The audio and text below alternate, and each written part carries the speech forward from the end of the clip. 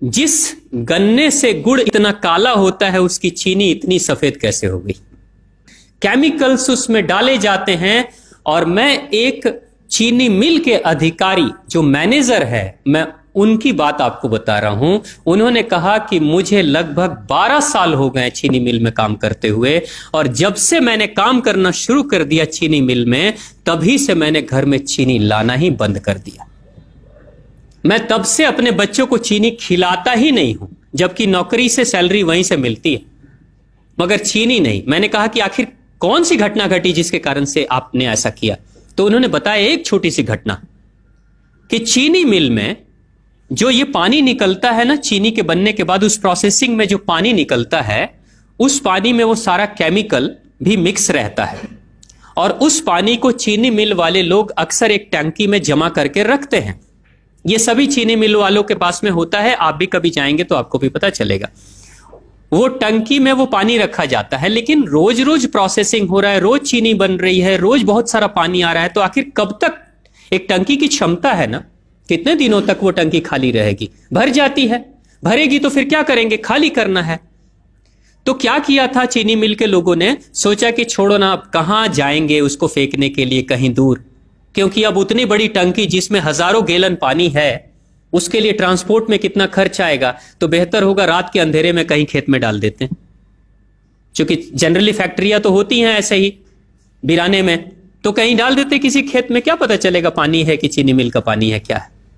तो ये सोचकर मैनेजमेंट वाले लोगों ने रात में ही उस पानी को खेतों में छुड़वा दिया, और नतीजा यह हुआ कि उस खेत की सारी फसल जल गई, मिट्टी बंजर हो गई। और जब किसान पता करने लगा कि आखिर क्या हुआ मेरे खेत में, जब चेकअप कराया वो मिट्टी का, तो पता चला कि इसमें तो चीनी मिल का जो वेस्ट मटेरियल है वो डाला गया है। तब उसको खबर मिली कि हाँ, किसी स्टाफ ने बताया कि हाँ, हमारे चीनी मिल से ही पानी डाला गया था आपके खेत में, और पूरी मिट्टी बंजर हो गई। उसने केस कर दिया और चीनी मिल वाले को मुआवजा देना पड़ा लाखों रुपए। तभी से वो स्टाफ कहते हैं कि जो मिट्टी को बंजर कर दे वो इंसान के शरीर में जाए तो क्या करेगी। उसी के बाद से मैंने अपने घर में चीनी लाना बंद कर दिया।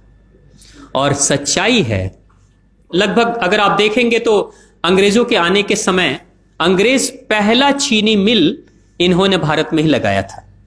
पहला चीनी मिल भारत में ही अंग्रेजों का लगा, और अंग्रेजों ने चीनी की शुरुआत की। भारत के लोग गुड़ खाते थे, चीनी नहीं खाते थे। उन्होंने बहिष्कार किया, बिल्कुल नहीं, लेकिन चीनी और चाय पत्ती दोनों के लिए लोगों को तैयार किया गया था। चाय पिला पिलाकर फ्री में चीनी के लिए तैयार किया गया, और चाय के लिए भी तैयार किया गया।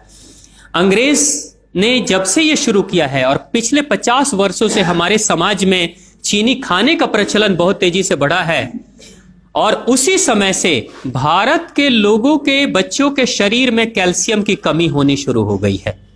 अगर कोई मां, अगर कोई बहन जो गर्भवती हो, गर्भकाल के दौरान अगर चीनी का सेवन अगर कोई बहन कर रही हो, तो चांसेस ज्यादा होते हैं गर्भपात होने के।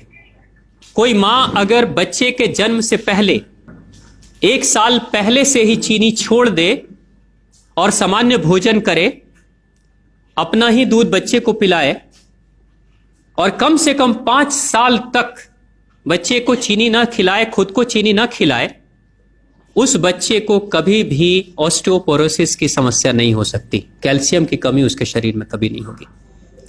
चीनी जब जाती है आपके शरीर में, तो बाहर जब निकलती है तो अकेले नहीं निकलती, कैल्शियम लेकर निकलती है। चीनी कैल्शियम लेकर निकलती है, हड्डियों को गलाकर निकलती है। और जिसके शरीर में कैल्शियम की कमी हो जाती है, उसके शरीर में मैग्नीशियम, पोटेशियम, आयरन सबकी कमी हो जाती है। कैल्शियम वो तत्व है कि जिसके शरीर में कम हो जाए, सारे तत्व कम हो जाएंगे, और कैल्शियम की कीमत पे चीनी हम खाते हैं। भारत, पाकिस्तान, बांग्लादेश, नेपाल, ऐसे कुछ देशों के अलावा दुनिया के बहुत सारे ऐसे राष्ट्र हैं जहां चीनी का इस्तेमाल ही नहीं होता। आज भी चीनी खाते नहीं, बहुत सारे देश नहीं खाते बिल्कुल। आप गुड़ खाया करिए, वो ज्यादा बेहतर है, चीनी को छोड़िए।